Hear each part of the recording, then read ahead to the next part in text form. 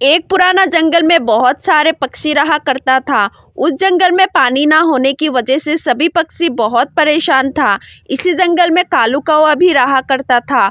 वह कालू कौवा बहुत लालची और खुदगर्ज था। उस कालू कौवे के घर के बाजू में ही एक नहर था।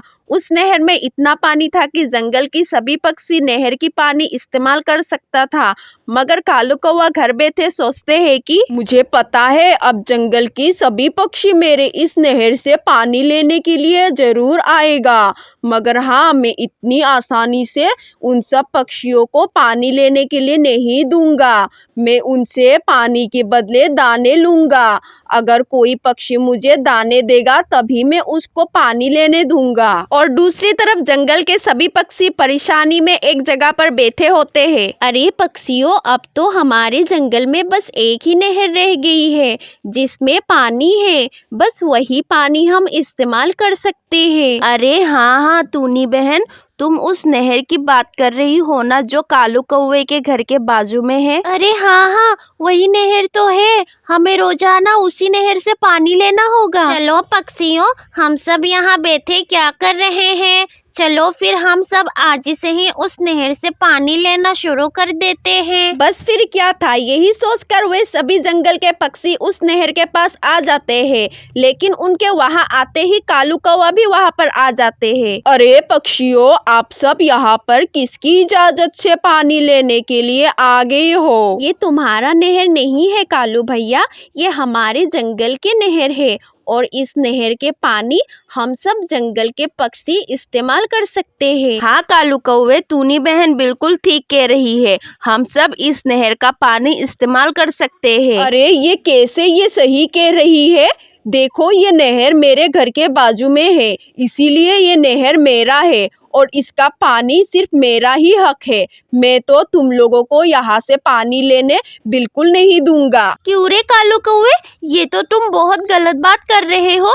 तुम खुद ही सोचो, ये जंगल की नहर है और इस नहर का पानी पर सभी का हक है। बस बहुत हुआ, मुझे जो बोलना था बोल दिया। अब जैसे ही मैं बोलूँगा वैसा ही होगा। अब सबको नहर की पानी चाहिए तो आपको पानी की बदले मुझे दाने देने होंगे, वरना मैं आपको इस नहर से पानी लेने नहीं दूंगा। अरे कालू भैया, हम किस लिए तुम्हें दाने देंगे?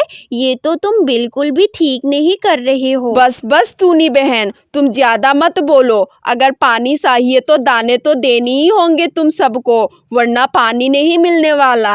वाह भाई वाह कालू कौवे, तुम अच्छा हमारा मजबूरी का फायदा उठा रहे हो। हाँ कालू कौवे, तुम हमारी मजबूरी का फायदा उठा रहे हो। हम तुम्हें कभी भी माफ नहीं करेंगे। अरे हाँ ठीक है, मुझे चाहिए भी नहीं तुम लोगों की माफी। उसके बाद सभी पक्षी निराश होकर वहां से चले जाते हैं।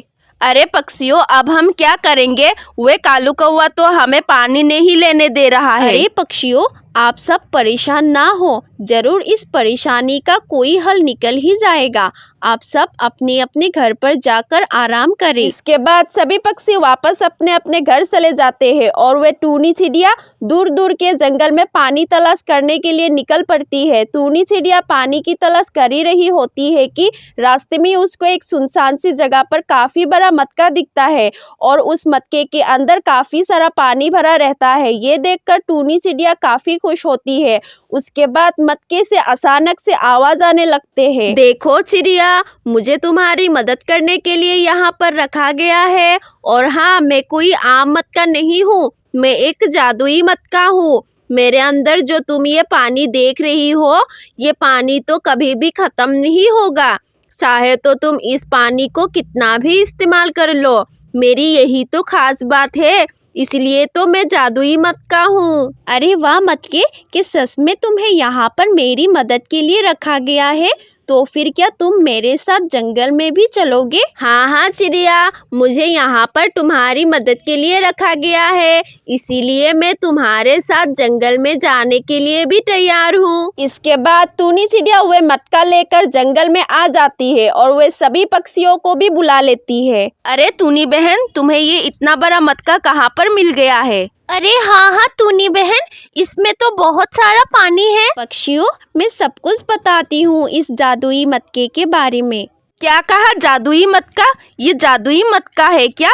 मीनू बहन, हाँ ये जादुई मटका है। मैंने आप सबको अपने अपने घर भेज दिया था। तब मैं दूसरे जंगल में पानी की तलाश करने के लिए जा रही थी। तभी रास्ते में मुझे एक जंगल पर ये मटका दिखा। अचानक से इस मटके से आवाज़ आने लगा कि मुझे यहाँ पर तुम्हारी मदद के लिए रखा गया है। ऐसे ही टूनी चिड़िया सभी पक्षियों को सारी बात बताती है। वाह टूनी बहन, ये तो बहुत ही अच्छा हो गया है। इस मटके की वजह से तो हमारी सारी परेशानियों का हल हो गया है। टूनी बहन, अब तुम इस मटके को अपने घर पर संभाल कर रख लो। हमें जब भी पानी चाहिए होगा हम तुम्हारे घर पर आकर ले जाएंगे। हाँ हाँ टूनी बहन, ये ठीक रहेगा। तुम सबसे ईमानदार हो और तुम हमें कभी भी पानी देने के लिए मना नहीं करोगे, इसलिए ये मटका तुम ही अपने पास रख लो। इसके बाद टूनी चिड़िया अपने साथ उस मटके को अपने घर ले आती है। अब रोजाना ही जंगल के सभी पक्षी टूनी चिड़िया के उस मटके से ही पानी लेना शुरू कर देती है। दूसरी तरफ उस कालू कौवे के घर के बाजू वाली नहर भी गर्मी की वजह से सूख जाती है। इसी वजह से अब कालू कौवे के पास भी बिल्कुल पानी नहीं था और कहीं से भी उसके पास पानी आने का आसरा भी नहीं था। बस इसी कारण से वह कालू कौवा भी प्यास से मारे बहुत ज्यादा परेशान था। अरे ये सब क्या हो गया है? मेरे पास बिल्कुल भी पीने के लिए भी पानी नहीं है। कितना प्यास लग रही है मुझे। मैं क्या करूं? इस जंगल में तो और कहीं पर भी पानी भी नहीं है। मुझे पता चला कि उस टूनी चिड़िया के पास जादुई मटका है। टूनी चिड़िया उस मटके से पानी निकाल निकाल कर पीती रहती है और वो पानी खत्म भी नहीं होता है। अब मैं क्या करूं? मुझे समझ में आ गया है। ये सब मुझे मेरे किए की सजा मिल रहा है। उन सब पक्षियों के पास पीने को पानी है, पर मेरे पास तो पीने तक का पानी भी नहीं है। ऐसे उस कालू कौवे को उसकी किए की सजा मिल जाती है और दूसरी तरफ जंगल के सभी पक्षियों की पानी की समस्या हल हो जाती है। बस फिर उस जंगल में सब कुछ ठीक हो जाता है। प्यारे दोस्तों, हमें इस कहानी से प्रेरणा मिलती है कि हमें अपने फायदे के लिए कभी भी दूसरे के साथ गलत नहीं करना चाहिए, वरना हमें उसकी सजा जरूर मिलती है एक ना एक दिन, जैसे उस कालू कौवे को मिला।